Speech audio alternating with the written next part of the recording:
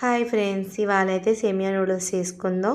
Stove వెలిగించి ఒక గిన్నె పెట్టి వాటర్ పెట్టుకొని మరగపెట్టుకోవాలి. అందులో ఆయిల్, ఉప్పు వేసుకొని మరిగించుకోవాలి. తర్వాత ఒక 2 కప్పులు సేమియా కూడా వేసుకొని ఉడికించుకోవాలి. ఆయిల్ వేయడం వల్ల సేమియా పొడి పొడిగా వస్తుంది. తర్వాత కళాయి పెట్టి ఆయిల్ వేసుకొని ఉల్లిపాయలు, పచ్చిమిరపకాయలు వేసి ఫ్రై చేసుకోవాలి. తర్వాత క్యాబేజీ కూడా వేసుకొని ఫ్రై చేసుకోవాలి. ఫ్రై చేసుకున్న తర్వాత అందులో కొంచెం కరివేపాకు వేసుకొని బాగా ఫ్రై చేసుకోవాలి. సాల్ట్ కూడా వేసుకోండి. తర్వాత బాగా ఫ్రై అయ్యాక కొంచెం పసుపు కూడా వేసుకోవాలి. Soya sauce,